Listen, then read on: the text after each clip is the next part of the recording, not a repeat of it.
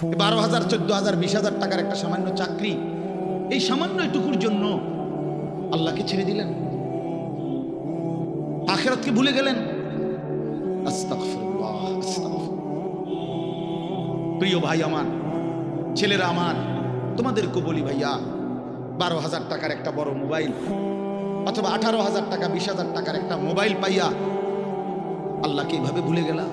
নিজের চরিত্র, নিজের ইজ্জত, নিজের আত্মমর্যাদা, নিজের বংশের মর্যাদা, বাবা মায়ের সম্মান, ইসলামের সম্মান, আল্লাহর কথা, রসুলের কথা, কবর, মরণ, আখিরাত সব ভুলে গেলা ভাইয়া। এই মাত্র 20,000 টাকার কাছে এভাবে হেরে গেলা, এভাবে চরিত্রহীন হয়ে গেলা। সারা দিন নাই, রাত নাই। আমাদের ছেলেগুলোর দিকে তাকাইলে মায়া হয়। সারাটা দিন হাঁটে, বসে, চলে, ফিরে, শুধু মোবাইল, শুধু মোবাইল, শুধু মোবাইল, শুধু রাতকে রাত, সারা রাত। ওই দেখেন ওই অপদার্থ কি করে, দেখেন, দেখছেন ভাই কি পরিমাণ অপদার্থ, দেখেন কি পরিমাণ বেহায়া। চিন্তা করছেন? হ্যাঁ, এইটাই জীবন। কিসের ইসলাম? কে বলে, কি বলে? আমার মোবাইল, আমি আছি, আমার মোবাইল আছে, এমবি আছে, চার্জ আছে, খালাস। আর কি, আর কি? এই অসভ্যতার শেষ কোথায়? এই নোংরামির শেষ কোথায় বলেন? আমাদের এই প্রজন্ম গিয়ে থামবে কোথায়? 12 বছর, 14 বছরের ছেলে যদি দিন রাত এভাবে মোবাইল ব্যবহার করে, তার ভবিষ্যৎ কি? তার আগামীর সম্ভাবনা কি? আগামীর পরিণতি কি বাপ? আপনারা যারা বাবারা এই যে সন্তানগুলো রেখে যাচ্ছেন, এদের ভবিষ্যৎ কি?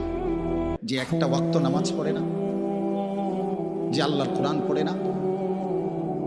আল্লাহ আমাদেরকে বুঝ দান করেন, আল্লাহ আমাদের দিল দান করেন, আল্লাহ তাআলা আমাদেরকে ফিকির দান করেন। আমার ভাই, আমার বাবা আমার, তাইলে মূল বক্তব্য হলো, আমাদের জিন্দেগির একটা মূল বিষয়, আমরা মুসলমান হিসাবে আমাদের মৌলিক দায়িত্বই হলো দুইটা জিনিস। একটা হলো গুনাহ বর্জন, আরেকটা হলো আল্লাহ তাআলার হুকুম পালন। এটাই আমাদের জিন্দেগি। ভাল লাগলো এটাই কাম, ভালো না লাগলো এটা কাম। মন মতো হইল এটাই জীবন, মন মতো না হইল এটা জীবন। কথা বুঝেন নাই? নামাজ আমারে পড়তেই হবে। এবার যত কষ্টই লাগুক, যত ক্লান্তি লাগুক, আমাকে পড়তেই হবে। সুদ, ঘুষ, মিথ্যা, হারাম রোজগার আমার ছাড়তেই হবে। এবার আমার সামনে বাকি সবাই লক্ষ কোটি টাকার, মিলিয়ন মিলিয়ন টাকার মালিক হয়ে যাক, কিন্তু আমার যেহেতু অনুমতি নাই, আমি এটা যাওয়া যাবে না। এটাই মুসলমান, এটাই জীবন, এটাই তাকওয়া। আল্লাহ তাআলা আমাদের কাছে এটাই চায়, বান্দা গুনাহ বর্জন করো, আমার হুকুম পালন করো, বিনিময়ে আমি আল্লাহর কাছ থেকে অনন্তকালের জান্নাত বুঝে নাও। এটাকেই বলে তাকওয়া। এই ব্যক্তিকেই বলে মুত্তাকি, যে নিজেকে গুনাহ থেকে বিরত রাখে, আল্লাহ তাআলার হুকুমের মধ্যে ব্যস্ত রাখে, আল্লাহর হুকুম পালনে ব্যস্ত, যত কষ্টই হোক। আপনাদেরকে আমি একটা কথা বুঝাই। মনে করেন আমি প্রতিদিন রাতের 3:30, 3টা, 4টা সচরাচর এই টাইমে বাসায় ফিরি। তো ফিরা ফজরের নামাজ হলো 5:40 জামা। তাহলে আমার হাতে তখন আর সময় আছে 1 ঘন্টা, 1.5 ঘন্টা, সোয়া ঘন্টা এরকম। এখন এই পুরা টাইম আমি বসে থাকাও আমার জন্য কষ্টকর, কারণ আমি এই 11টা বা 12টার দিকে ঘুম থেকে উঠে যে দৌড়াদৌড়ি শুরু করি, হুলস্থুল ব্যস্ততা, এ রাত 2টা বাজতে, 3টা বাজতে আমার শরীরে আর বল থাকে না। আমি প্রচন্ড ক্লান্ত হয়ে যাই। সারা দিনের মাহফিল ছাড়াও আরো বহু কাজের সাথে কম বেশি আমার সম্পৃক্ততা আছে, অসংখ্য দিনই কাজের সাথে ব্যস্ততা আছে। তো এখন 3:30, 3টা, 4টার দিকে যাই আমি বাসায়, গিয়া যখন ঘুমাই তো আর 1 ঘন্টা বাকি ফজরের জামাত, 1.5 ঘন্টা বাকি। আমার জন্য ভীষণ কষ্ট হয় এই সময় আবার উঠা ফজরের জামাত ধরা। আমি আমার ঘুমের চারদিকে 3টা অ্যালার্মওয়ালা একটা অ্যালার্মওয়ালা ঘড়ি, 2টা মোবাইল, একটা চায়না মোবাইল, পিছনে পুরাটাই স্পিকারওয়ালা, অনেক আওয়াজ হয়, ভীষণ আওয়াজ। এইটা একটা, এই মোবাইল একটা, আবার একটা অ্যালার্ম ঘড়ি, 3টে একসাথে। একটা টি টেবিলের উপরে, একটা আমার কাপড় চোপড় রাখি, আমার একটা ছোট্ট আলমারি আছে, এটার উপরে, একটা আমার মাথার কাছে, অর্থাৎ একটু দূরে রাখি এই জন্য যে অনেক সময় হয় কাছে একটা অ্যালার্ম বাজতে বন্ধ করে দিচ্ছি, তো এইটা তো বাজে, ওইটা তো বাজে। তার মানে 3টা একসাথে যখন বাজা শুরু করে, শেষ পর্যন্ত আমাকে উঠতেই হয়, কারণ প্রচন্ড ঘুম রাইখাও আমি তখন উঠা জামাতে শামিল হওয়ার চেষ্টা করি। কেন? আমি এটা বিশ্বাস করি, মরিবাসী আমার তো নামাজ পড়তেই হবে। কথা বুঝছেন কিনা আমার? তাহলে এটা যদি কারো সিদ্ধান্ত হয়, ভাই আমাকে এটা পড়তেই হবে, আমাকে এটা করতেই হবে, আমার এটা লাগবেই, এই ছাড়া আমার কোনো উপায় নাই। তো এই ছাড়া যেহেতু আমার কোনো উপায় নাই, অতএব এটাই আমার জিন্দিগি, এটাই আমার জীবন, এটাই আমার জীবন।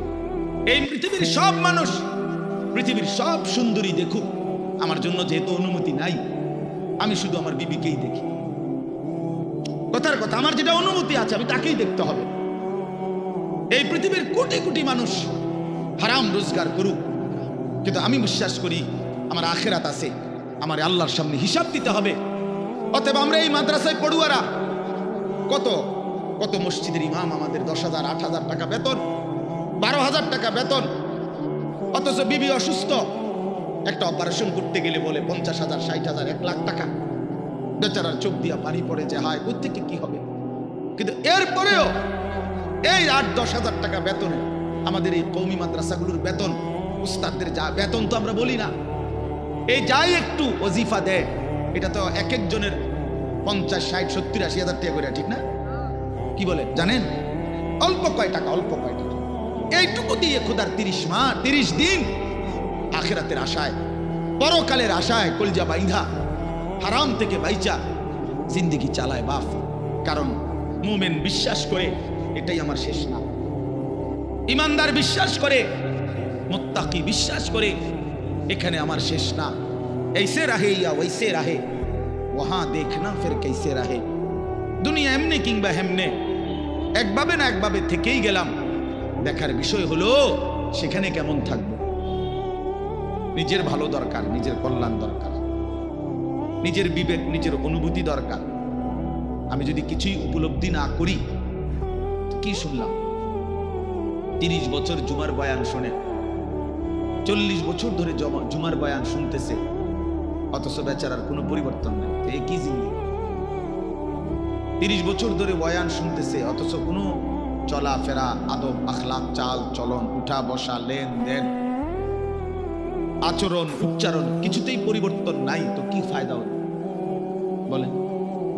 এই জন্য দয়া করে কোরআনুল কারীম আমাদের জিন্দেগি পরিবর্তনের জন্য, জীবন সাজিয়ে তুলবার জন্য, হুদাল্লিন নাস, এটা মানুষের হেদায়েত, হুদাল্লিল মুত্তাকিন, যারা আল্লাহকে ভয় করতে চায়, আখিরাত পেতে চায়, জাহান্নাম থেকে বাঁচতে চায়, আল্লাহর নাফরমানি ছাড়তে চায়, জান্নাত পেতে চায়, আল্লাহ পাকের গোলামি আর বন্দিগি করতে চায়, আল্লাহ বলেন তাদের জন্য সুস্পষ্ট, পূর্ণাঙ্গ, নিখুঁত হেদায়েত। এখান থেকে জান্নাত, একদম নিখুঁত লোকেশন, কোরআন লোকেশন একদম নিখুঁত। কোরআনুল কারীম আল্লাহ তাআলা এই জন্যই নাযিল করেছে। বহু সিফাত কোরআন শরীফের আল্লাহ তাআলা বলেছেন। মাউইযাতুন, এটা উপদেশ, বুশরা, এটা সুসংবাদ, রাহমাতুন, এটা রহমত, বাসাইরুল লিন্নাস, এটা মানুষের জন্য অন্তর্দৃষ্টি সম্পন্ন জ্ঞান, গভীর জ্ঞান, এটা তিবিয়ানান লিকুল্লি শাই, সমস্ত বিষয়ের পরিপূর্ণ বিস্তারিত বর্ণনা। এসব কোরআনের বৈশিষ্ট্য।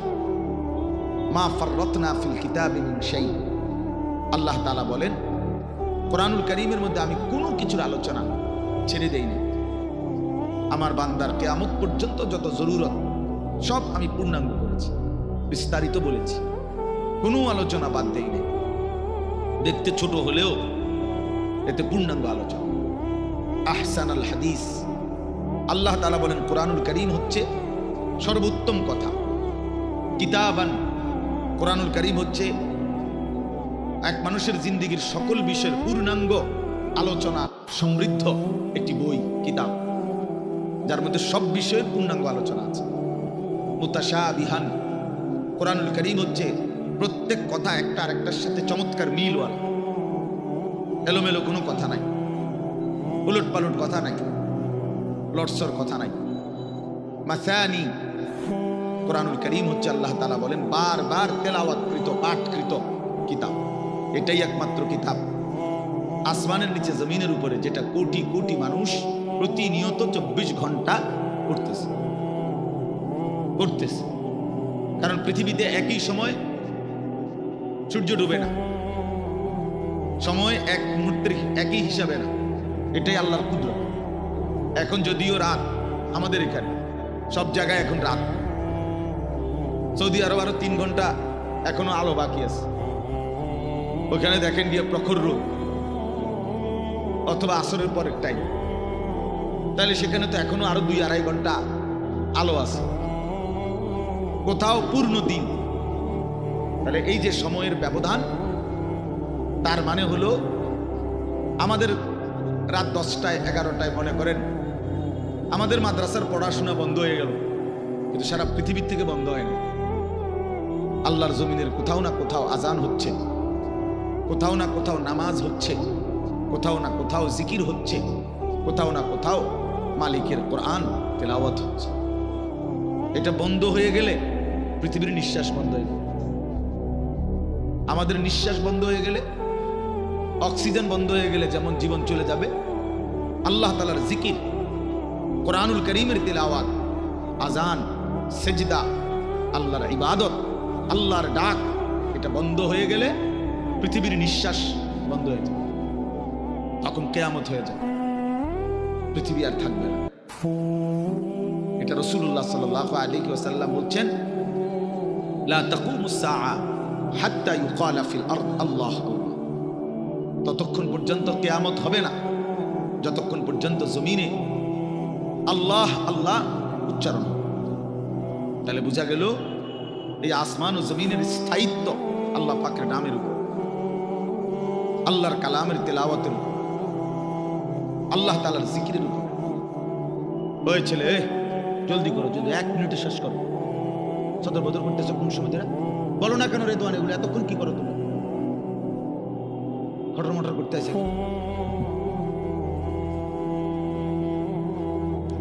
তো এই জন্য বাপ, আমরা প্রত্যেকে এটা মনে রাখা যায়, কোরআনুল কারীম আমাদের জিন্দেগি পরিবর্তনের জন্য কতভাবে যে আপনার আল্লাহ তাআলা কোরআনুল কারীমের মধ্যে কোরআনুল কারীমের বৈশিষ্ট্য তুলে ধরছেন বহুভাবে। কোরআনবিহীন জিন্দেগি একটা ফালতু জিন্দেগি। কোরআন তেলাওয়াত করতে পারে না, একেবারে দেখে দেখেও আল্লাহর কোরআন পড়তে পারে না, একটা ফালতু মুসলমান, একদম ফালতু লোক, এটা বাজে মানুষ, আকামলা লোক। এটা ভাত কতটি খায় আর ঘুম যায়, আসছে দুনিয়া শিখতিয়া ঘুম যায়, তুমি চিনছে ভাতের থালা, ফাঙ্গাস আর তেলাপিয়া, বুঝেন নাই? এটাই চিনছে, দুনিয়া চিনছে। ভাত, মাছ, বিল্ডিং, ঘর, দালান, পেশাব পায়খানা, যৌন চাহিদা পূরণ, জিফুত লইয়া কাবজাব, খালাস, এইটাই মনে করছে সে জীবন। অথচ এইটা কাফের মুশরিকদেরও জীবন, এটা জন্তু জানোয়ারেরও জীবন। সমস্ত বেঈমানও এই খাদ্য পানীয়, আহার নিদ্রা, কামাই রোজগারি, যৌন চাহিদা পূরণ, পেশাব পায়খানা, ঘুম ইত্যাদি নিয়েই ব্যস্ত। জন্তু জানোয়ারও এগুলো পূরণ নিয়ে ব্যস্ত। তা আমি যে মুসলমান, আমার আলাদা বিশেষত্ব কি? আমার আলাদা গুণাগুণ কি? ভাত খানার নাম নিয়ে মুসলমান বলেন, ঘুম যাওয়ার নাম নিয়ে মুসলমান। তো তাইলে বিল্ডিং করছেন আপনি, আমি একটা বিরাট মুসলমান হুজুর, আল্লাহর রহমতে 6 তলা বিল্ডিং করছি। আপনি 6 তলা বিল্ডিং করছেন? এই 4 তলা, 6 তলা, 10 তলা, এই সমস্ত বিল্ডিং আমাদের বাংলাদেশে যেগুলো, ইউরোপ আমেরিকা এগুলা তো গনা তো ধরেনি, তো গরু গরু মনে করে, এগুলোর তো তারা গরু গরু মনে করে না। আমার একজন পরিচিত আছে জাপানের থাকে, উনি আমার বলছে হুজুর আপনারা যে সমস্ত প্রাইভেট কারে চলেন এগুলো দিয়ে আমাকে জাপানে ছাগল টানে, ছাগল টানে। এইখানে এগুলাতে আমি যদি বলি মিয়া চিনেন কত বড় বক্তা, প্রাইভেট কার দিয়ে আসছি, খামখেয়ালি মনে করছেন মিয়া? তো এইটা কি আসলে প্রাইভেট কার দিয়ে আইলে কি, প্রাইভেট কার দিয়ে তো ছাগল টানে, তার মানে এখানে আহামরি কিছুই না, কিছুই না। এই জন্য বাপ, মুসলমানের সন্তান আমরা, আমি একজন মুসলমান আজ এত বছর ধরে, অথচ আমি আমার মালিকের কোরআন পড়তে পারি না, আমার মালিকের নামটাই সুন্দর করে নিতে পারি না, আমার রসুলের শেখানো একটা দোয়া মুখস্থ বলতে পারি না।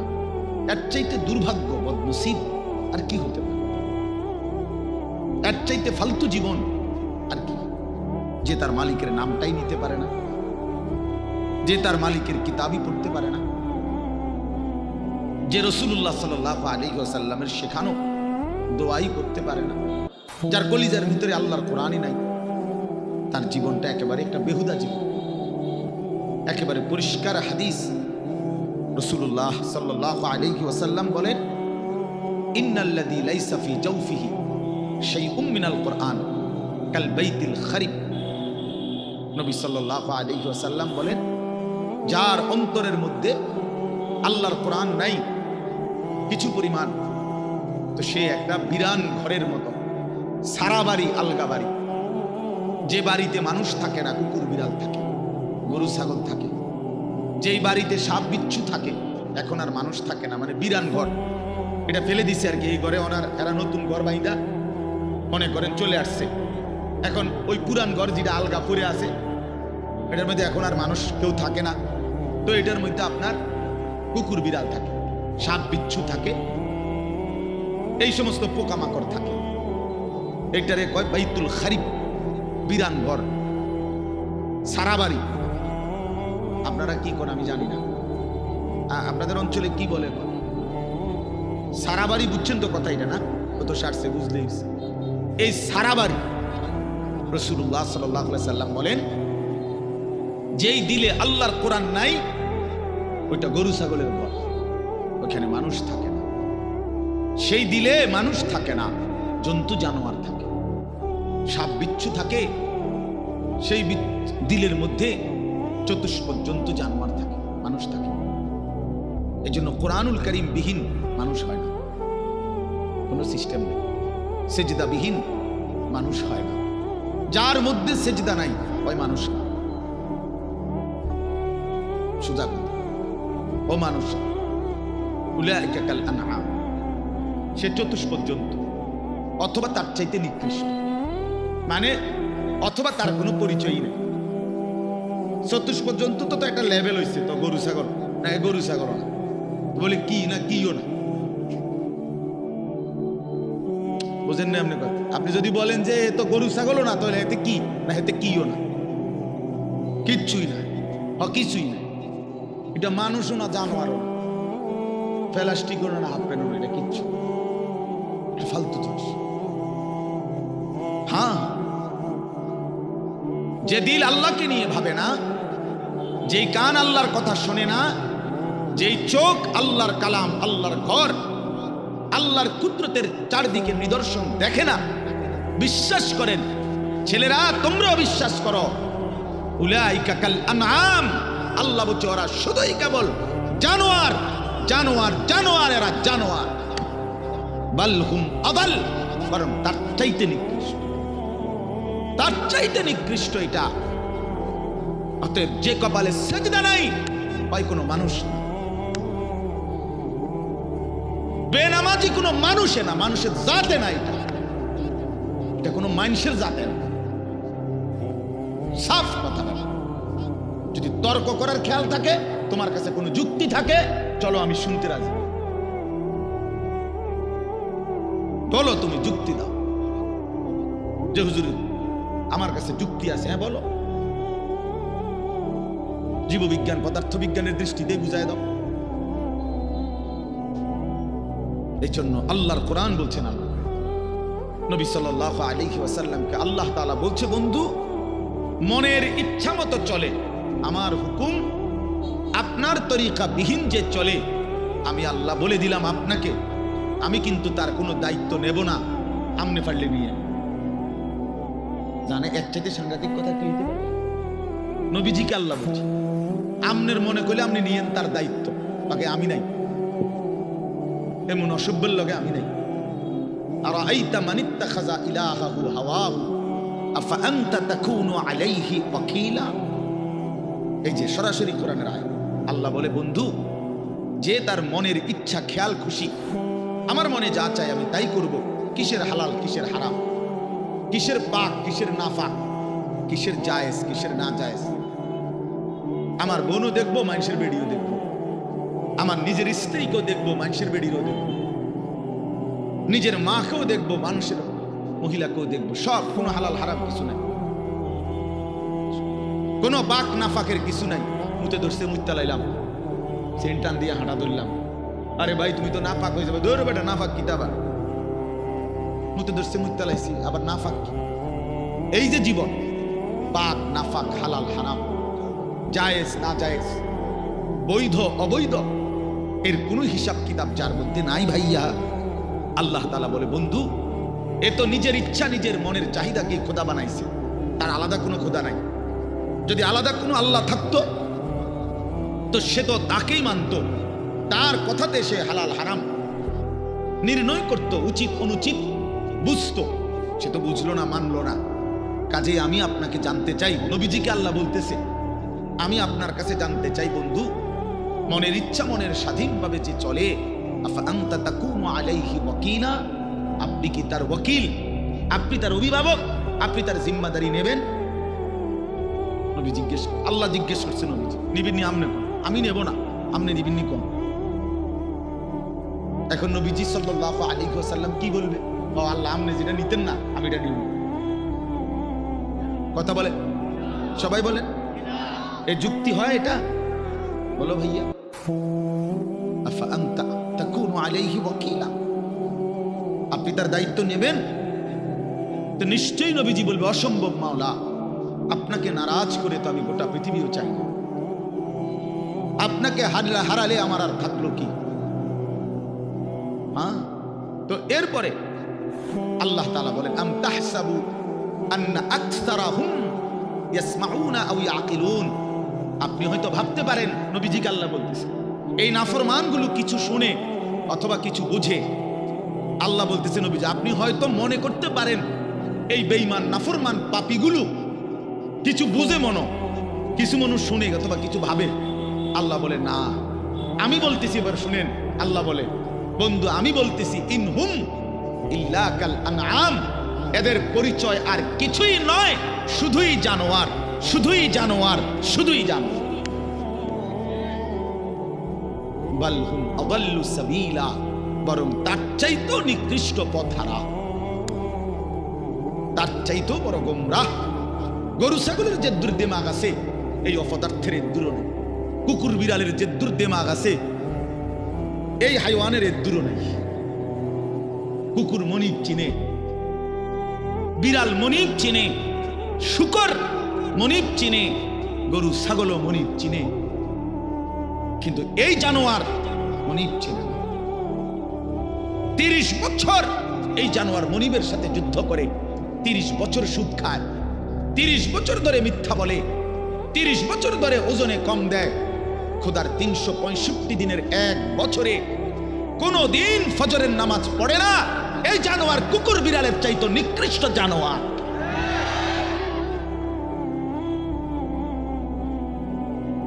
তো মানুষের বাচ্চা দূরে থাক, পরের খবর। এক জন্তু জানোয়ার যেটুকু মনিব চিনে, এই জানোয়ার এটাও চিনে। এক বছরে কোনোদিন মনে পড়বে না একটা মুসলমানের বাচ্চা, আরে কিও ভাই, আমার কাছে রীতিমতো এটা গবেষণার বস্তু মনে হয় যে এটা কিভাবে সম্ভব, এটা কিভাবে সম্ভব, এটা কিভাবে সম্ভব যে একটা বছর চলে গেছে এই নাফরমান কোনোদিন ফজরের নামাজ পড়ে নাই, এটা মানুষের বাচ্চা কেমনে? আমার এটা মাথাতে ধরে, কেমনে মানুষের বাচ্চা হইল? পরে মানুষের বাচ্চা কেন বলবে? ওই জানোয়ার না তো কে জানোয়ার? বলেন, আল্লাহকে এতদিন ভুলে থাকা। আস্তাগফিরুল্লাহ, আস্তাগফিরুল্লাহ। 20 বছর লাগাতার দাড়ি কাটা, এটা কি ডাকা? এবারটা কেমন শক্ত ডাকায়, চিন্তা করছি না আমি? তার কলজা কত শক্ত। আল্লাহ দেখাই দেবো আপনার, আপনি দিবেন যতবার আমি কাটবো ততবার। দেহুম আপনি পারেন না, আমি পারি। হ্যাঁ হ্যাঁ, সে তো এটা করতেছে না, আল্লাহর সাথে যুদ্ধ করছে, যুদ্ধ। প্রতিবার যে দাড়ি কাটে তো প্রত্যেকবার আবার নতুন করে দেয়, দাড়ি গজায়, এটা কে দেয়? কথা বলেন না কেন? তো সে যে আবার কাটতেছে, তো কার উপরে কাটতেছে? সে কাকে বুঝাইতে চাচ্ছে? যে আপনি দিতে পারেন কতবার, আমি কাটতে পারি কতবার, আমি দেখাই দেব। আপনি বলছেন সুদ হারাম, আপনারে বুঝাই দেব সুদ খাইয়া একবার মানে পুরা ফ্যামিলি বিল্ডিং এর বালুয়ে বালুয়ে, সিমেন্টে সিমেন্টে, ইটে ইটে, কণায় কণায় সুদের টাকা, কিস্তির টাকা, লোনের টাকা, আপনি কিটটার দেখাই দেব। নাচ গান হারাম করছেন, আমার টাকা দিয়ে ডিশের বিল দেব, আমার টাকা বিদ্যুৎ বিল, রঙিন টেলিভিশন 1,90,000 টাকা দিয়ে কিনছি লন। এবার আমার বউ বাচ্চারে সবাই বলে দিছে, বউ বাচ্চা এই শোন, তোরা আমার বিবি বাচ্চা শোন, আল্লাহ নাকি নাচ গান হারাম করছে। আমি আল্লাহর সাথে চ্যালেঞ্জ করলাম, তোকে বিষয়টা আমি দেখবো, তোরা দেখ, আমি বুঝ করবো, তাই কি হয় ফর হইব, তোরা চা, আমি বিল দেবো, টাকা আমার, ডিশের বিল আমার, যতবার নাস্তা খাবি, চা খাবি, ভাত খাবি, বন খাবি, আমার টাকায় খাবি, সোফা আমার, কারেন্ট চলে আমার, আমি বিল দিতেছি, তোর আল্লাহর কথায় পাত্তা দিবি না। উনি বলুক, মাতিস না, বাদ দে এগুলা। কার সাথে গাদ্দারি করছে? কার সাথে? হারামখোর, তুমি কার সাথে গাদ্দারি করো? এই ছেলে, তুমি শুনো নাই নারীর ছবি, মোবাইলের অশ্লীল দৃশ্য, উলঙ্গ নাচ তোমার আল্লাহ হারাম করছে? যে তোমারে সৃষ্টি করেছে, যে তোমারে বানিয়েছেন। রাসূলুল্লাহ সাল্লাল্লাহু আলাইহি ওয়াসাল্লাম বলছেন, শরীয়ত বহির্ভূত, ইসলাম অনুমোদিত নয়, স্বামী স্ত্রীর পবিত্র সম্পর্ক ব্যতীত, হালাল সম্পর্ক ব্যতীত ভিন নারী যাকে দেখার অনুমতি নাই, তাকে দেখাটাও জিনা, তাকে হাত দিয়ে স্পর্শ করাও জিনা, তার দিকে পাও দিয়া এগিয়ে যাওয়া এটাও জিনা, তাকে অন্তর দিয়ে কল্পনা করা এটাও জিনা, তাকে চোখে দেখা এটাও জিনা, আবার লজ্জাস্থানের মাধ্যমে সরাসরি জিনা করা এটাও জিনা। সবটাই জিনা, সবটাই ব্যভিচারী। জিনাল লিসান, জিনাল ইয়াদ, জিনাল রিজল,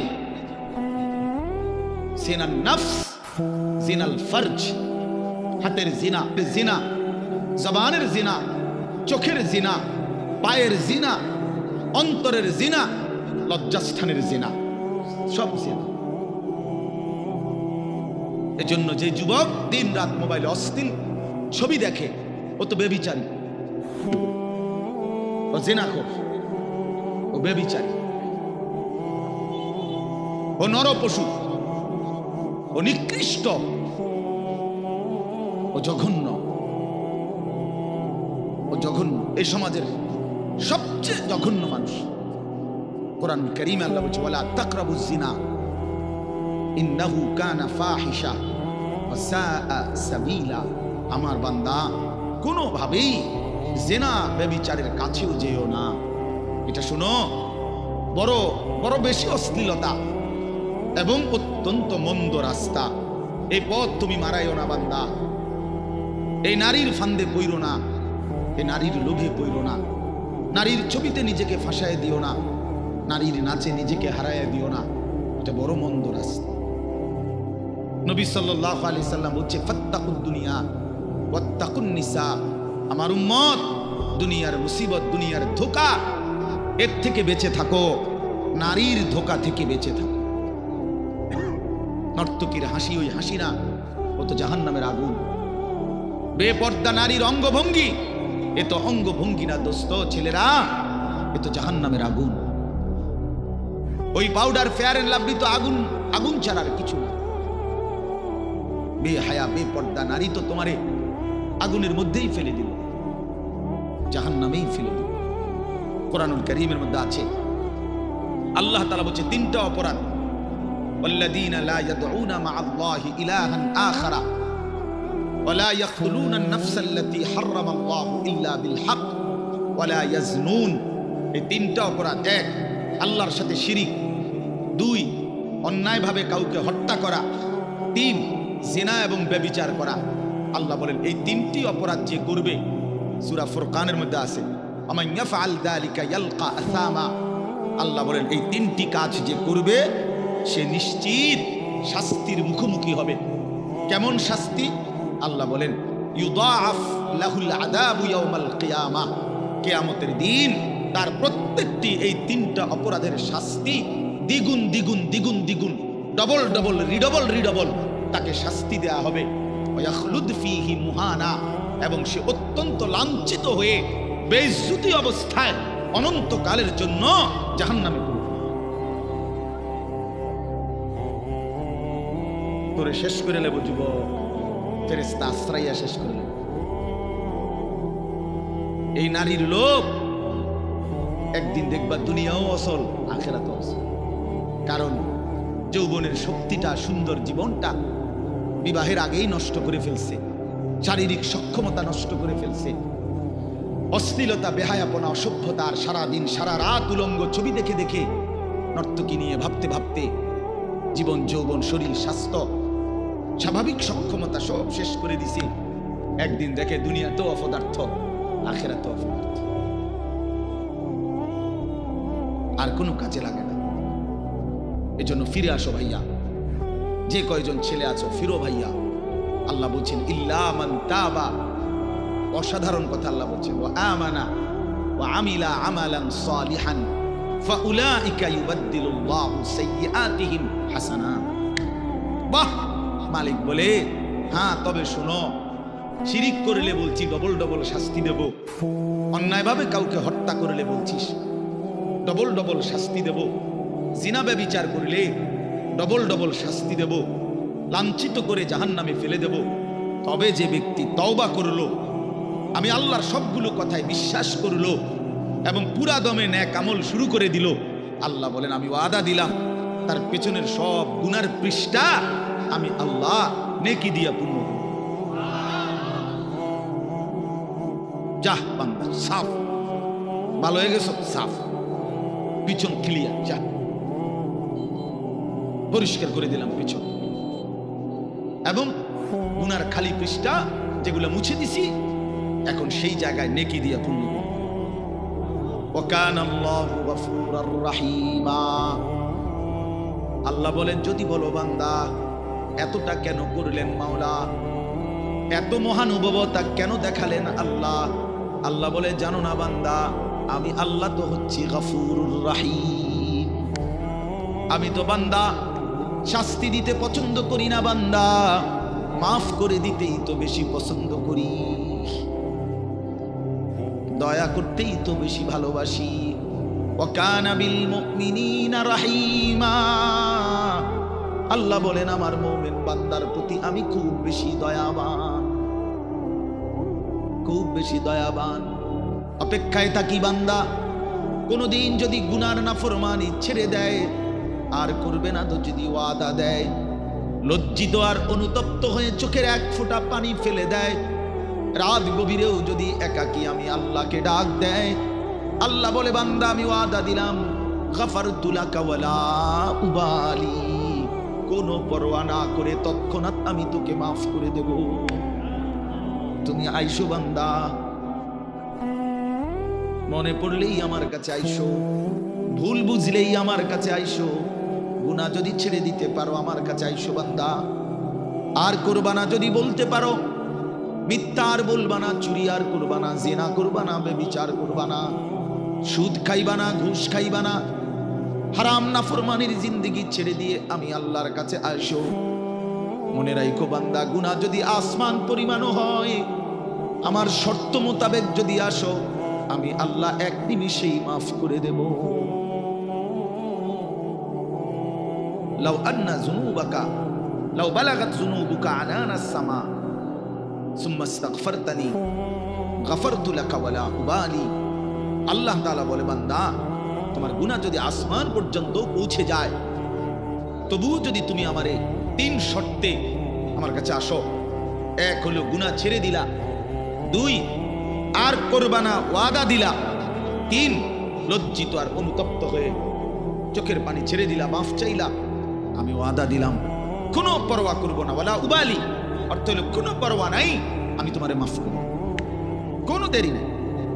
লাউ আন্নাকা আতাইতানি বিকিরাবিল আরদি খাতায়া লা আতাইতুকা বিকিরাবিহা মাগফিরা। যদি তুমি জমিনের বালুকণা পরিমাণ গুনাহ নিয়েও আসো, আমি সম পরিমাণ মাগফিরাত নিয়ে আসবো। তুমি আইসো, তুমি ঘাবড়াইও না, শুধু ছেড়ে দিবানি কও, শুধু আর করবা না ওয়াদা দাও, শুধু লজ্জিত আর অনুতপ্ত হয়ে মাফ চাও। আল্লাহ নবী সাল্লাল্লাহু আলাইহি ওয়াসাল্লাম বলেন, ইন্নাল্লাহা ইয়াকবালু তাওবাতাল আবদ মা লাম ইউগারগির। মৃত্যুর চূড়ান্ত যন্ত্রণা, সাকরাতুল মাউত, গরগরা, শেষ নিঃশ্বাস টানা, মানুষ মৌতের পূর্বে যেটা টানে, এই গরগরা আসার পূর্ব পর্যন্ত যদি আমার কাছে তওবা করে ওই 3 শর্তে আমার কাছে যদি আসো, আল্লাহ রাসূল বলেছে আল্লাহ মাফ করে দিবেন। কিন্তু শর্ত হইল ওই 3টা হইতে হইবে। আমনের ভিতরে ইয়াকিন, আমনে কোনো বাটফারি ছাড়তেন না, আমনে যেমনি আছেন এমনি এমনি হুজুরের লগে তালে তালে ডোলে আস্তাগফিরুল্লাহ রাব্বি বিতে হেবডার বিড়ি বুঝেন নাই, পকেটে বিড়ি হেবডা কয় আস্তাগফিরুল্লাহ, কিতা আস্তাগফিরুল্লাহ, মস্কারি করেন, হ্যাঁ মস্কারি করেন, আল্লাহর সাথে মস্কারি করেন। ভিতরে হারাম পুরা, সিদ্ধান্ত ওজনে কমে দিয়ে যাবো, সিদ্ধান্ত সুদের টাকা খরচই করবো, সিদ্ধান্ত অশ্লীল ছবি দেখেই যাব, সিদ্ধান্ত আমার বেডি বাচ্চা আমার ঘরে রঙিন টেলিভিশন দেখবেই, সিদ্ধান্ত হারাম, অথচ মুখে বলতেছে আস্তাগফিরুল্লাহ। আল্লাহ তাআলা বলে, বান্দা তুই আসিস কবরে, তোরে টাঙ্গাইয়া ফিটমু আমি, একটা বাড়ি দিবে আমার ফেরেশতা, এক এক বাড়িতে 7 তবাক জমিনের নিচে ডাইবা যাবি, আবার উঠবি, আবার মারবে, আবার ডাববি, এভাবে কিয়ামত পর্যন্ত আমার একজন ফেরেশতা, যে অন্ধ, যে কানে শুনে না, যে কথা বলতে জানে না, বোবা বধির অন্ধ সাহাবীকে দিয়ে আমি তোরে কবরে কিয়ামত পর্যন্ত তোরে লোহার মুগুর, লোহার গুর্জ দিয়ে আঘাত করতে থাকবো। বান্দা তুমি আমারে কি মনে করছো? হ্যাঁ, ইউদরাবু লাহু বিমিতরাকাতিন মিন হাদিদ দারবাতান বাইনা উযুনাইহি ফায়াসিহু সাইহাতান ইয়াসমাউহা মান ইয়ালিহি ওয়া ইল্লা সাকালাইন। নবীজি বলেন, নাফরমানের কবরে ফেরেশতা তাকে কান বরাবর এত জোরে আঘাত করবে লোহার মুগুর দিয়া, কান 2 কানের মাঝখানে, দারবাতান বাইনা উযুনাইহি, 2 কানের মাঝখানে বাড়ি দিবে। আল্লাহ নবী বলেন, নাফরমান এত জোরে চিৎকার করবে, মানুষ এবং জিন ব্যতীত আল্লাহর সমস্ত সৃষ্টি এই বেঈমানের চিৎকার শুনতে পাবে। হ্যাঁ, আমি সরাসরি হাদিস, আমার কাছে কিতাব, এটা গাড়ি তো আছে, চলেন দেখাই। ওয়ায়ুকাইয়াদু লাহু মালাকুন আসাম্মু আবকাম। নবীজি বলেন, তার জন্য যে ফেরেশতাকে নিয়োগ দেওয়া হবে কবরে, সেই ফেরেশতা বোবা বধির। আরেক হাদিস আছে আ'মা, অন্ধ। তো এই বেচারা যে চিল্লায়, উনি তো শুনে না, কথা বোঝেন নাই, এই বেচারা যে চিল্লাইতেছে ফেরেশতা তো দেখেও না। এই বেচারার চিল্লানির জবাবে উনি যে তার একটা সান্ত্বনা দিব, এইটাও তো উনি তো কথাই কইতে পারেন। আমরা তো শুধু ফিটের রূপে আছে, এনে কি চলতে আছে ওই বেটার জান শেষ, এই তো খবর নেই, ফেরেশতা তো শুধু ফিরতে আছে। আল্লাহ আমাকেই মাফ করে দেন। হাদিসের মধ্যে আছে, বাপ, বয়স্ক বাবা, আপনাদেরকে বলি, বয়স্ক বাপ জীবনটা শেষ হায়াত সাদওয়ানে শেষ করে দিলেন। বয়স্ক মানুষ জিফুত সব যখন মোটামুটি আয় রোজগার শুরু করে এবার অসংখ্য মানুষ চা দোকানদারের সাথে চুক্তি করে, চা দোকানদার ভাই এ আল্লাহর যে কয়দিন হায়াত দেয় আল্লাহর রহমতে দোয়া করেন, এই 3টা 4টার দিকে আমু আপনার কাছে রাত 9টা 10টা পর্যন্ত যতক্ষণ শরীরে কুলায় আপনার চা দোয়ানে বইয়া থাকবো, বন খামু, বিড়ি খামু, চা খামু, আলু চপ, পেঁয়াজু, আর কি আর টেলিভিশন শুনলে যে দূর পারি অন্তর এই বয়স নাই, তারপরও চাইলাম পুরান কথা তো মনে হইব অন্তরকে। এই জন্য এই অসভ্যতা, 60 বছর বয়স এখনো বিড়ি খায়, 60 বছর বয়স এখনো কথায় কথায় গালি দেয়, 60 বছর বয়স এখনো হারামের রোজগার করে, 60 বছর এখনো চা দোকানে নর্তকীর নাচ আর নাটক সিনেমা দেখে। এই লোক কি পরিমাণ অসভ্যতা! এই লোকের গুনাহ কত ভারী চিন্তা করেন। গুনাহ শুরু করছে মনে 14 বছর থেকে, নাফরমানি শুরু করছে আজকে 15 বছর থেকে, বয়স হয়ে গেছে 60, আজও ফিরবার সময় হয় নাই, এখনো কবর মনে পড়ে নাই, এখনো আখিরাত মনে পড়ে নাই। হায় দুর্ভাগা বাবা, আর কোন দিন মনে পড়বে বলে? আর কোন দিন, আর কখন? আলহাকুমুত তাকাসুর হাত্তা যুরতুমুল মাকাবির। কোরআন শরীফে আছে, আল্লাহ বলছে বান্দা আলহাকুমুত তাকাসুর, দুনিয়ার লোভ, দুনিয়ার নেশা বাড়ানোর প্রতিযোগিতা, আরো গাড়ি, আরো বাড়ি, আরো বিল্ডিং, আরো দালান, আরো জায়গা, আরো জমি, আরো ক্ষেত, আরো ফসল, আরো নেতাগিরি, আরো মাতব্বরি, আরো অহংকার, জি ফুত, এই নিয়ে বাড়াবাড়ি। আল্লাহ তাআলা বলে সব এগুলো তোমাদেরকে ডুবাইয়া দিল, আখিরাত ভুলাইয়া দিল। হাত্তা যুরতুমুল মাকাবির, এভাবেই একদিন কবরেই পৌঁছে গেলা, একদিন তো কবরেই পৌঁছে গেলা। কাল্লা সাউফা তা'লামুন, আল্লাহ বলে সাবধান বান্দা, এই কবরে আসলেই তুমি জানতে পারবা তোমার নাফরমানির শাস্তি কি।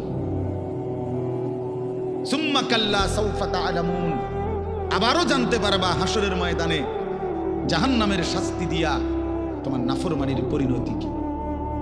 2 বার বলছেন আল্লাহ, একবার বলছে কবরে জানতে পারবা তোমার নাফরমানির শাস্তি কি, আরেকবার জাহান্নামে জানতে পারবা হাসরে তোমার নাফরমানির শাস্তি কি। সামান্য কয়টা বুট বেচতে বেচতে বেচারা 1 ওয়াক্ত নামাজ পড়ে না, কদ্দুর চা বেচে, 2টা বন বেচে, বেচারা 1 ওয়াক্ত নামাজ পড়ে না। একটা অটো চালায়, নামাজ পড়ে না। একটা সিএনজি চালায়, নামাজ পড়ে না। 12,000 14,000 টাকার একটা বেতন, এই কদ্দুর চাকরি করে, এইটুকুর জন্য একটা নামাজ, একটা সেজদা দেয় না আল্লাহকে। হায় রে নাফরমান, কি পাইয়া আল্লাহরে ভুলে গেল। এই একটা বুটমুড়ির দোকান, একটা বন বিড়ির দোকান, একটা অটো, একটা সিএনজি, 12,000 14,000 20,000 টাকার একটা সামান্য চাকরি, এই সামান্য একটুকুর জন্য আল্লাহকে ছেড়ে দিলেন, আখিরাতকে ভুলে গেলেন। আস্তাগফিরুল্লাহ, আস্তাগফিরুল্লাহ। প্রিয় ভাই আমার, ছেলেরা আমার, তোমাদেরকে বলি ভাইয়া, 12,000 টাকার একটা বড় মোবাইল অথবা 18,000 টাকা 20,000 টাকার একটা মোবাইল পাইয়া আল্লাহকে এইভাবে ভুলে গেলা। নিজের চরিত্র, নিজের ইজ্জত, নিজের আত্মমর্যাদা, নিজের বংশের মর্যাদা, বাবা মায়ের সম্মান, ইসলামের সম্মান, আল্লাহর কথা, রসুলের কথা, কবর, মরণ, আখিরাত সব ভুলে গেলা ভাইয়া। এই মাত্র 20,000 টাকার কাছে এভাবে হেরে গেলা, এভাবে চরিত্রহীন হয়ে গেলা। সারা দিন নাই, রাত নাই। আমাদের ছেলেগুলোর দিকে তাকাইলে মায়া হয়। সারাটা দিন হাঁটে, বসে, চলে, ফিরে, শুধু মোবাইল, শুধু মোবাইল, শুধু মোবাইল, শুধু রাত কি রাত, সারা রাত। ওই দেখেন ওই অপদার্থ কি করে, দেখেন, দেখছেন ভাই কি পরিমাণ অপদার্থ, দেখেন কি পরিমাণ বেহায়া। চিন্তা করছেন? হ্যাঁ, এটাই জীবন। কিসের ইসলাম? কে বলে, কি বলে? আমার মোবাইল, আমি আছি, আমার মোবাইল আছে, এমবি আছে, চার্জ আছে, খালাস। আর কি, আর কি? এই অসভ্যতার শেষ কোথায়? এই নোংরামির শেষ কোথায় বলেন? আমাদের এই প্রজন্ম গিয়ে থামবে কোথায়? 12 বছর 14 বছরের ছেলে যদি দিন রাত এভাবে মোবাইল ব্যবহার করে, তার ভবিষ্যৎ কি? তার আগামীর সম্ভাবনা কি? আগামীর পরিণতি কি বাপ? আপনারা যারা বাবারা এই যে সন্তানগুলো রেখে যাচ্ছেন, এদের ভবিষ্যৎ কি? যে একটা ওয়াক্ত নামাজ পড়ে না, যে আল্লাহর কোরআন পড়ে না। আল্লাহ আমাদেরকে বুঝ দান করেন, আল্লাহ আমাদের দিল দান করেন, আল্লাহ তাআলা আমাদেরকে ফিকির দান করেন। আমার ভাই, আমার বাবা, আমার তাইলে মূল বক্তব্য হলো, আমাদের জিন্দেগির একটা মূল বিষয়, আমরা মুসলমান হিসাবে আমাদের মৌলিক দায়িত্বই হলো দুইটা জিনিস। একটা হলো গুনাহ বর্জন, আরেকটা হলো আল্লাহ তাআলার হুকুম পালন। এটাই আমাদের জিন্দেগি। ভাল লাগলো এটাই কাম, ভালো না লাগলো এটা কাম। মন মতো হইলো এটাই জীবন, মন মতো না হইলো এটা জীবন। কথা বোঝেন না? নামাজ আমারে পড়তেই হবে। এবার যত কষ্টই লাগুক, যত ক্লান্তি লাগুক, আমাকে পড়তেই হবে। সুদ, ঘুষ, মিথ্যা, হারাম রোজগার আমার ছাড়তেই হবে। এবার আমার সামনে বাকি সবাই লক্ষ কোটি টাকার, মিলিয়ন মিলিয়ন টাকার মালিক হয়ে যাক, কিন্তু আমার যেহেতু অনুমতি নাই, আমি এটা যাওয়া যাবে না। এটাই মুসলমান, এটাই জীবন, এটাই তাকওয়া। আল্লাহ তাআলা আমাদের কাছে এটাই চায়, বান্দা গুনাহ বর্জন করো, আমার হুকুম পালন করো, বিনিময়ে আমি আল্লাহর কাছ থেকে অনন্তকালের জান্নাত বুঝে নাও। এটাকেই বলে তাকওয়া। এই ব্যক্তিকেই বলে মুত্তাকি, যে নিজেকে গুনাহ থেকে বিরত রাখে, আল্লাহ তাআলার হুকুমের মধ্যে ব্যস্ত রাখে, আল্লাহর হুকুম পালনে ব্যস্ত, যত কষ্টই হোক। আপনাদেরকে আমি একটা কথা বুঝাই। মনে করেন আমি প্রতিদিন রাতের 3:30, 3টা, 4টা সচরাচর এই টাইমে বাসায় ফিরি। তো ফিরা ফজরের নামাজ হলো 5:40 জামাত। তাহলে আমার হাতে তখন আর সময় আছে 1 ঘন্টা, 1.5 ঘন্টা, 1.25 ঘন্টা এরকম। এখন এই পুরা টাইম আমি বসে থাকাও আমার জন্য কষ্টকর, কারণ আমি এই 11টা বা 12টার দিকে ঘুম থেকে উঠে যে দৌড়াদৌড়ি শুরু করি, হুলস্থুল ব্যস্ততা, এই রাত 2টা বাজলে 3টা বাজলে আমার শরীরে আর বল থাকে না। আমি প্রচন্ড ক্লান্ত হয়ে যাই। সারা দিনের মাহফিল ছাড়াও আরো বহু কাজের সাথে কম বেশি আমার সম্পৃক্ততা আছে, অসংখ্য দিনই কাজের সাথে ব্যস্ততা আছে। তো এখন 3:30, 3টা, 4টার দিকে যাই আমি বাসায়, গিয়া যখন ঘুমাই তো আর 1 ঘন্টা বাকি ফজরের জামাত, 1.5 ঘন্টা বাকি। আমার জন্য ভীষণ কষ্ট হয় এই সময় আবার উঠা ফজরের জামাত ধরা।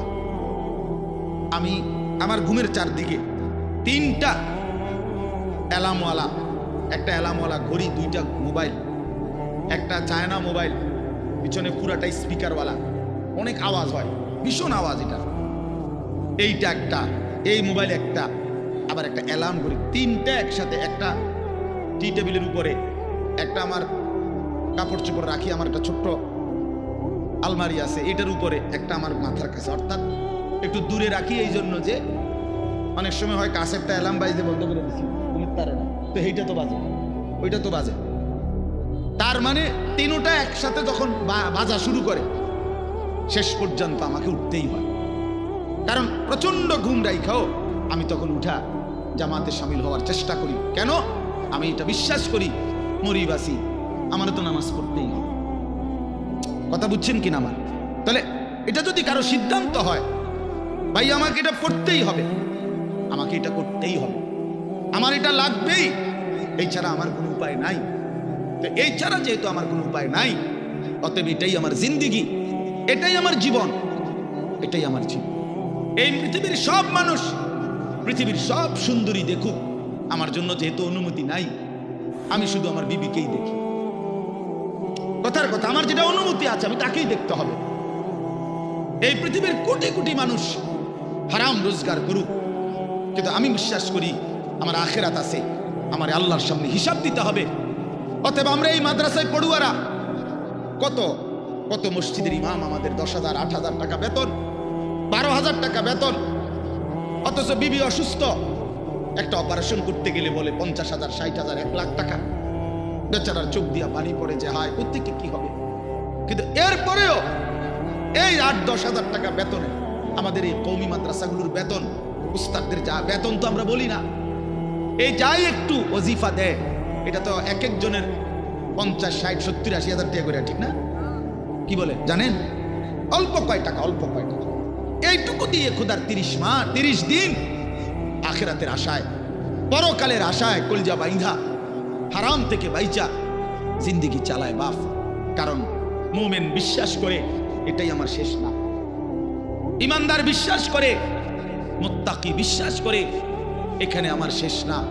ऐसे रहे या वैसे रहे वहां देखना फिर कैसे रहे। দুনিয়া এমনি কিংবা হেমনে, একভাবে না একভাবে থেকেই গেলাম, দেখার বিষয় হলো সেখানে কেমন থাকবো। ওহা মানে সেখানে, ওহা দেখনা ফির कैसे रहे, ওখানে কেমন থাকবেন সেটা মূল বিষয়। এখানে সুখে থাকলেও কবরে যেতে হবে, এখানে দুঃখ থাকলেও কবরে যেতে হবে।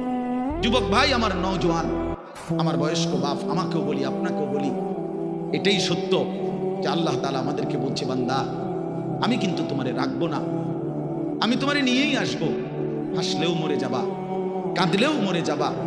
সুখের অট্টালিকায় যদি থাকো তবুও মৃত্যু হবে, দুঃখের কুড়ে ঘরেও যদি পড়ে থাকো তবুও মৃত্যু হবে। সুস্থ থাকলেও মরে যাবা, অসুস্থ হইলেও মরে যাবা। 3 বেলা খানা, সন্তানের বিদেশের টাকা, বিল্ডিং এর টাকা, বাড়ি ভাড়া সব থাকলেও মরে যাবা, কিচ্ছু না থাকলেও মরে যাবা। জীবনে কোনোদিন যে সুখ দেখে নাই তারও মৃত্যু হবে, জীবনে যে কোনোদিন দুঃখ দেখে নাই প্রিয় বন্ধু আমার, সেও মরে যাবে। আমার ভাই, কেউ মরতে চায় না, কোনো মানুষ মরতে চায় না, আত্মীয় স্বজনও তাকে মরতে দিতে চায় না। সবাই তো চেষ্টা করে বেঁচে যাক, কিন্তু কে তাকে নিয়ে যায়, কে তাকে নিয়ে যায়? প্রতিদিন যে মানুষ মরে, প্রতিদিন যে দাফন হয়, বন্ধু আমার, এরা কেউ মরতে চায় নাই, কিন্তু এক অদৃশ্য মালিক তিনি তাদেরকে নিয়ে যাচ্ছেন, নিয়ে যাচ্ছেন।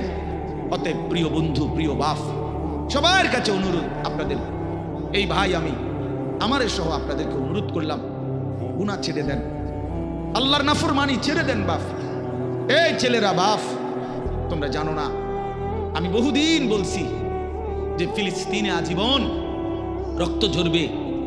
আমাদের ছেলেরা, তোমরা বসে বসে মোবাইল টিপবা, এমন নাও হইতে পারে। রোহিঙ্গা মুসলমান আজীবন কষ্ট পাবে, কাশ্মীরের মুসলমান আজীবন কষ্ট পাবে, তুমি পাইবা না, তোমার উপরে কোনো মুসিবত আসবে না, এটা ভাবছিল। বহুদিন আমরা বলছি, বারবার বলতেছি। আজকে ইসকনের গুন্ডারা, ইসকনের সন্ত্রাসীরা, ইসকনের বেঈমানরা প্রমাণ করে দেখাইছে যুবক, যে সুযোগ পাইলে তোরও ছাড়বে না, সুযোগ পাইলে ছাড়বে না। বেঈমান প্রকাশ্য দিবালোকে 92% মুসলমানের বাংলাদেশে, লক্ষ কোটি কোটি মুসলমান জীবিত থাকতে এই ইসকনের গুন্ডারা, সন্ত্রাসীরা, এই নরপিশাচরা একজন মুসলমান অ্যাডভোকেটকে চট্টগ্রামের মাটিতে দিবালোকে, প্রকাশ্য দিবালোকে গর্দানের মধ্যে ছুরি দিয়া জবাই করে রক্তে ভাসায় ফেলছে। এই জন্য প্রমাণ হইছে বন্ধু, যে তোমরা মনে করছো কেবল মুসিবত হুজুরদের, না না, বেঈমান এতটাই বেঈমান, এতটা উগ্র, এতটা সন্ত্রাসী, এতটা জঘন্য, যে পাইলে আমাদের মুসলমান কাউকে ছাড়বে না, কাউকে। এই জন্য আমাদের আল্লাহর সাথে সম্পর্ক, আমাদের শাহাদাত, আমাদের কলিজার খুন, আমাদের রক্ত, আমাদের আল্লাহর সাথে ভালোবাসা, আমাদের আল্লাহর গোলামি, আখিরাতের ফিকির, এটাই আমাদের সমাধান, এটাই সমাধান। এখানেই মুক্তি, এখানেই সফলতা আমাদের। আল্লাহকে বাদ দিয়ে এই দুনিয়া নিয়ে ব্যস্ত থেকে, বারবার বলছি আমি যুবক তোমাদেরকে, অচিরেই তোমরা দেখবা মাতৃভূমি, নিজের এই মাতৃভূমিতে। আজকে একদিন শুনছি ফিলিস্তিন, একদিন শুনছি রোহিঙ্গা, একদিন শুনছি কাশ্মীর, আজ দেখলাম নিজ মাতৃভূমি শহীদের রক্তে রঞ্জিত। তাইলে তাহলে কিসের আশায় মোবাইল টিপো? নারী দেখো, ছবি দেখো, অশ্লীল দৃশ্য দেখো। কে তোমার এত নিরাপত্তা দিয়ে দিল যে তোমার কোনো মুসিবত আসবে না? তোমার কোনো বিপদ হবে না, তোমার উপরে কোনো জুলুম হবে না, তুমি কোনোদিন নির্যাতিত হবে না। তোমরা এই নিশ্চয়তা কেমনে পাইলা? যে কারণে তোমরা এইভাবে পাগল হয়ে গেছো। সারা দিন নাই, রাত নাই, অগণিত ছেলে মাশাআল্লাহ তোমরা এখানে পড়ছো, অসংখ্য ছেলে তোমরা বাপ তো নামাজ পড়ো না। তুমি এত বড় নিকৃষ্ট কেমনে হইলা? কোনদিন ফজরের নামাজ পড়ো না, এত বড় হাইওয়ান কেমনে হইলা বাপ? আল্লাহকে এভাবে ভুলে গেলা, ইসলামকে এভাবে ছেড়ে দিলা, আল্লাহর কোরআনকে এভাবে ত্যাগ করলা, রাসূলুল্লাহ সাল্লাল্লাহু আলাইহি সাল্লামের 23 বছরের চোখের পানিকে এভাবে ছুড়ে দিলা। নবী 23টা বছর টানা কাঁদছে। এশার পর থেকে ফজরের আজানের আগ পর্যন্ত নবীজি উম্মতের জন্য দাঁড়ায়া দাঁড়ায়া, আম্মা জান আয়েশা বলছে দাঁড়ায়া দাঁড়ায়া কাঁদছে আর দোয়া করছে। হাত্তা তাওয়াররামাত কাদামাহু, সারা রাত কাঁদতে কাঁদতে নবীজির 2টা পা মোবারক ফুলে ফুলে গেছে। সেই নবী হাসরের ময়দানে বলবে, উম্মত আমি তোমার জন্য 23 বছর কেঁদেছিলাম, তায়েফের পাথরের আঘাতে পিঠ চালনির মতো রক্তে ছিদ্র ছিদ্র হয়ে গেছে। আমি ক্ষুধার কষ্টে পেটে 2টা পাথর বাঁধছিলাম। আমি উহুদের দান দান শহীদ করা রক্ত নিয়ে উহুদের ময়দানে ঘন্টার পর ঘন্টা বেহুশ পড়েছিলাম। আমার ঘরের চুলায় 3 মাস লাগাতার আগুন জ্বলে নাই, রান্না করা কোনো খাবার আমি নবী খাই নাই। বিনিময়ে আজ তুমি কি আমল নামা নিয়ে আসছো? এই আমল নামাতে ফজরের নামাজ কই? এই আমল নামাতে 30 বছর তুমি আমার উম্মত, 30 বছর সুদ খাইলা। তুমি আমার উম্মত, তোমার স্ত্রী কোনোদিন পর্দা করে নাই। তুমি আমার উম্মত, তোমার ঘরে প্রতিদিন রঙিন টেলিভিশন চলে। তুমি আমার উম্মত হয়ে 60 বছর কেমনে বিড়ি সিগারেট খাইলা? তুমি আমার উম্মত হয়ে এত লম্বা সময় কেমনে দাড়ি কাইটা থাকতে পারলা? উম্মত, এত বড় বেইজ্জতি আমারে কেমনে করলা? এটা কি আনছো উম্মত? আমি এটা কি আমল নামা? আমার চোখের পানি, আমার রক্ত, আমার ক্ষুধার কষ্ট সব ভুলে গেলাম। নবী বলবে মাফ, বলবে উম্মত আমি এটা নিয়ে আমার মালিকের সামনে কেমনে দাঁড়াবো? কেমনে দাঁড়াবো? কেমনে দাঁড়াবো আমি? কেমনে বলবো আমি যে রব্বুল আলামিন এটা শ্রেষ্ঠ নবীর, শ্রেষ্ঠ উম্মতের আমল নামা, আমি এটা কিভাবে পেশ করব, সুপারিশ করব কিভাবে তোমার জন্য?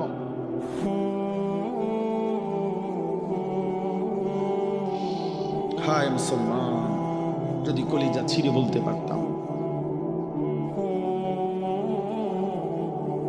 চলো ভাই এই চোখের এক ফোঁটা পানি তোমার জন্য। আল্লাহ আমাদের সন্তানদেরকে বুঝ দান করে।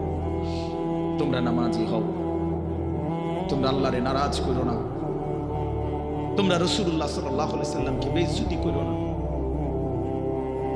বেইজ্জতি করো না, অপমান করো না। নবী কষ্ট পাবে যে উম্মত আমি শ্রেষ্ঠ নবী, আমার উম্মত তো শ্রেষ্ঠ উম্মত, কুনতুম খায়রা উম্মাহ, তোমরা আমারে অপমান করো। প্রতিদিন দুশমন ষড়যন্ত্র করে এই বাংলাদেশের জমিনে এত বিপুল পরিমাণ মুসলমান কিভাবে নিশ্চিহ্ন করে দিবে। ওইখান থেকে হিন্দুত্ববাদীরা হুঙ্কার ছাড়ে আমাদেরকে উড়াইয়া দিবে, আমাদেরকে পেঁয়াজের খোটা দেয়, পেঁয়াজ আলু, জানেন ইন্ডিয়া থেকে আমাদেরকে ধমক দিচ্ছে, আমাদের পেঁয়াজ বন্ধ করে দিবে, আলু বন্ধ করে দিবে। পেঁয়াজ তার আব্বার, আলু তার আব্বার, হ্যাঁ আলু তোর বাপের বেটা। তোর ইন্ডিয়ার মধ্যে যেই ফসল উৎপন্ন হয় এটা তোর মোদি আব্বার, এটা তাইলে তো আমাদেরকে ধমক দেশ, পেঁয়াজ বন্ধ করে দিবে, আলু বন্ধ করে দিবে, চিকিৎসা বন্ধ করে দিবে, হসপিটালে যাইতে দিবে না, ধমক দিচ্ছে প্রতিদিন।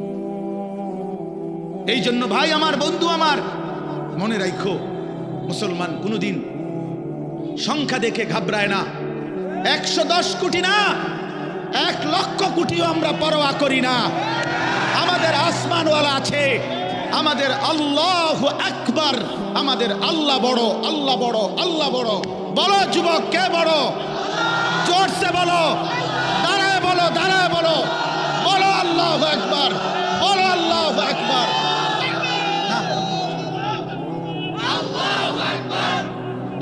জোরে। ইসকনের সন্ত্রাসীরা দেশে থাকতে পারবে না। এদেশ মুসলমানের, এদেশ ইমানদারের, এদেশ কোরআনের, এদেশ ইসলামের। আমরা চ্যালেঞ্জ করলাম ইন্ডিয়াকে, চ্যালেঞ্জ করলাম বেটা।